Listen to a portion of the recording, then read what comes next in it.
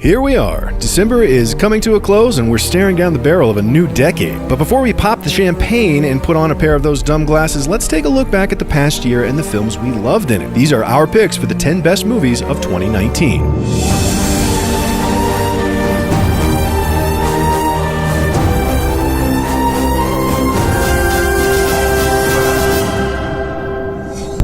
There were a lot of good movies this year, so we have to break it down by category. Let's start big. This year on the blockbuster front, we were most impressed by movies like John Wick Parabellum, pushing its set pieces to their most bombastically heightened conclusions, and Ford vs. Ferrari that would have been just a better-than-average biopic if it weren't for the rip-roaring driving scenes. And don't tell anyone we said this, but we actually loved Alita Battle Angel, and we're sorry it bombed so bad we likely won't get to see another one. However, there's nothing quite so climactic as finishing off a decade with the capstone to the most expensive story ever told. So for our first pick, we gotta go with Avengers Endgame. You know, I keep telling everybody they should move on and grow. Some do. But not us. There is something to be said for the importance of sticking a landing. And in a superhero comic book world where cheating death is no big deal, Endgame stands out by making death and finality matter. There is a serious amount of runtime real estate dedicated to the breadth of our heroes' experiences with grief and the confrontation for what feels like the very first time of their own limits. As the film follows their attempts to bring back half an entire universe snapped away, they create a sense of scale, national mourning, and cost that elevates Endgame beyond all the previous Marvel offerings. If you grew up in the Marvel era, Endgame asked you to say goodbye to characters you've known since you were a kid. And no matter how you feel about comic book movies and whether they are or are not capital C cinema, that matters. On the other end of the spectrum, we have our indies, telling stories that feel just as important with stakes that are just a little bit less universal. This year, we fell most in love with the raw honesty of The Souvenir, the subtle vulnerability of Gloria Bell, the ballsy empathy of Honey Boy, and for our second pick, the endless warmth of The Farewell. 好，好，玉迪，跟奶奶一起做，好，好，好，好，好，好。哎呀，你严肃点行不行啊？啊，使点劲儿嘛。 The Farewell is a home-cooked meal with grandma in cinematic form. Heartfelt, hilarious, based on an absolutely bonkers premise that also just so happens to be actually real, the love is palpable everywhere in Lulu Wang's breakout picture. The story follows Awkwafina's Billy as her and her family head to China for a wedding that's really just a cover to see the family matriarch once more after she's diagnosed with a cancer that the family has decided not to tell her about. A lesser story would have shoehorned in a generic romantic side plot and a lot more will they won't they spill the beans. But The Farewell knows exactly where its heart is, somewhere amidst the marvelous chemistry between its hero and her delightful grandmother, Nai Nai. What about animation in 2019? Well, this year brought a fourth Toy Story that we didn't think we wanted, but totally did. A lushly animated Klaus, brutal colonialism in whimsical stop-motion clothing in This Magnificent Cake, and our absolute favorite, the delightfully bizarre I Lost My Body.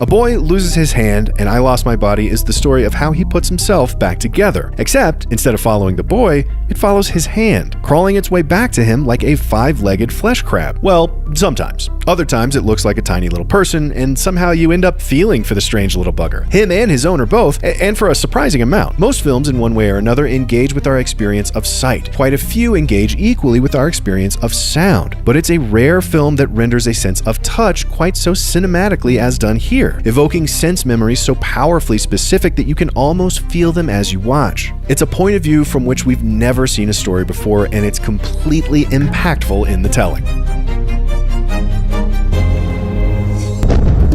2019 was yet another good year for exciting cinematic documentaries. The capitalist culture clash of American Factory, the meta cinema of Varda by Agnes, the magnificently time-traveling restoration of They Shall Not Grow Old, the powerful love amidst destruction of Forsama, the ever better ninth installation of 63 Up, but the one that really blew us back into our seats like 5 million pounds of rocket fuel had to be Apollo 11. 10, 9, ignition sequence start.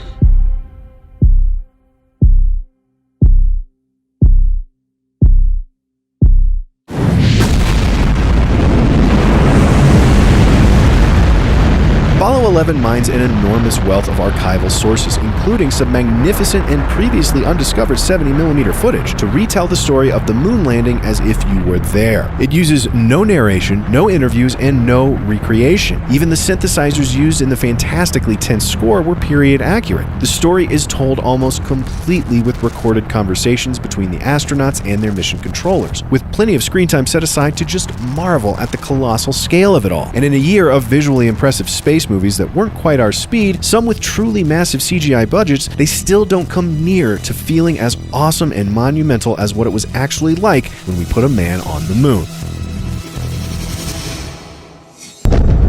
Next up, what made us laugh this year? Well, certainly Taika Waititi's impossibly irreverent Jojo Rabbit. If there's a difficulty modifier for funny, we think the Hitler comedy is probably the highest. But we also love the warmer, friendlier Tarantino of Once Upon a Time in Hollywood. Knives Out is so well written it drives us nuts, and it was good to see Eddie Murphy and J-Lo back in full form in Dolomite Is My Name and Hustlers. However, it was a freshman filmmaker with some relatively unknown actors that captured our hearts and our humor this year with our favorite 2019 comedy and fifth pick, Booksmart. Name one person whose life was so much better because they broke a couple of rules. Picasso.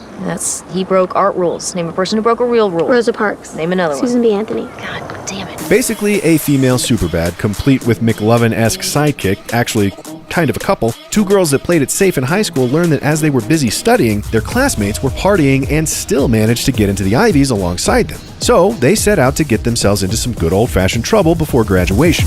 Got the money in the bank. The script is hysterical, and the two previously unknown leads make the dialogue crackle. The teen romance is handled with far more complexity than your usual sex comedy without ever sacrificing humor for its honesty. It gets the emotions right, and it's the hardest we laugh all year.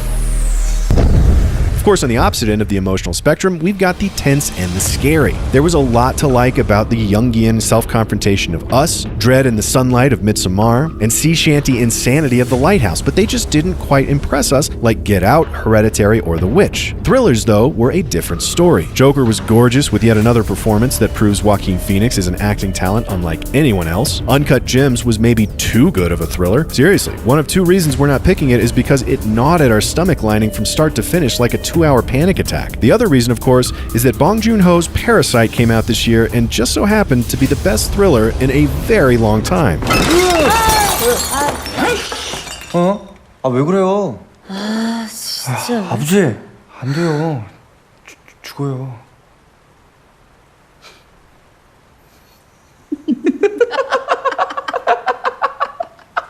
뭐야? 속았지? 속았지? 아버지도 참. 기우야, 너도 속았지? 리얼하지 않냐, 안 그래?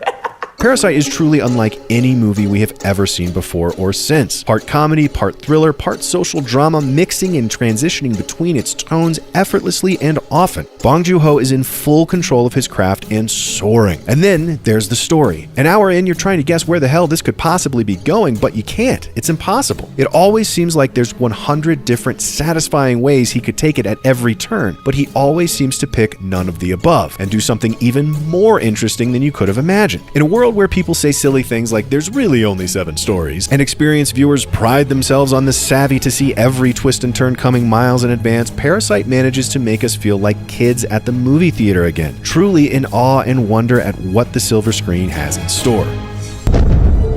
It wasn't just Parasite, though. 2019 saw some of its most interesting movies come from overseas and outside of Hollywood. From China, Ash is purest white, and especially Long Day's Journey into Night were goddamn experiences, while Bacurau and Manos hit hard from South America. However, this year we had 2 favorite foreign films, and we love them both so dearly we couldn't choose between them. So, they're getting our numbers 3 and 4 slots. They are Pedro Almodovar's Pain and Glory and Celine Sciamma's Portrait of a Lady on Fire. Sí. Mucho.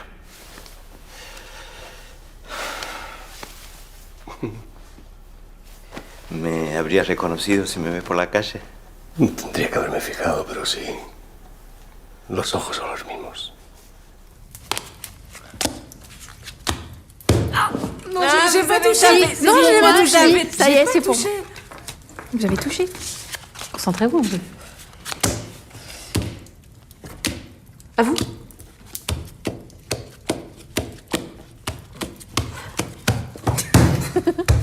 Vous triché? Mais non, je ne triche pas.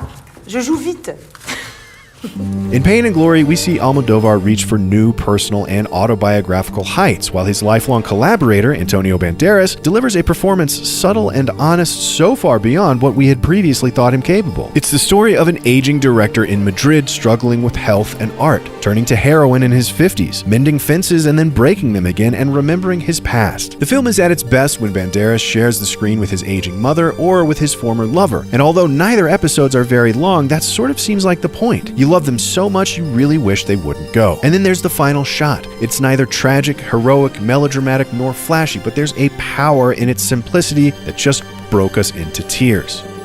There's less mystery surrounding the tears that flooded the theater after Lady on Fire's ending, but they felt very much the same. Shyama's quiet, gentle masterpiece follows 3 women alone in an estate on an isolated island over the course of a week. Heloise is to wed against her wishes, Marianne is to paint her portrait, also against Heloise's wishes, and Sophie, the maid, falls pregnant but doesn't want it. The rest is simple. They pass the time, paint a portrait, fall in love, slowly and then very fast. Much of the movie is filled with silent looking, regarding, observing, painting. But God, does Shyama fill each look and brushstroke with such meaning. You never miss the dialogue because each quiet moment is so very full. And by the end, the only thing you miss is exactly what you're supposed to.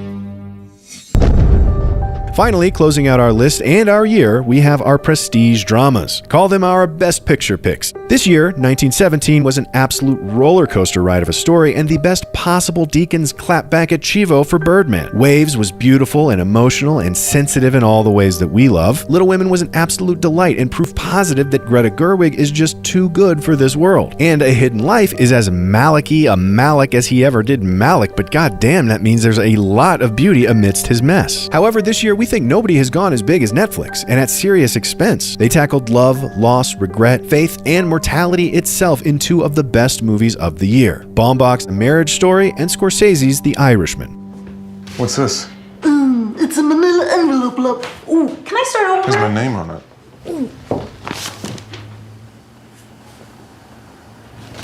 Oh, Jesus. Sorry. You're served. I feel like I'm in a dream. We don't have a marriage anymore. I know you don't want the disruption, but you don't want to be married. Not really. But I don't want this. There's been a change. Instead of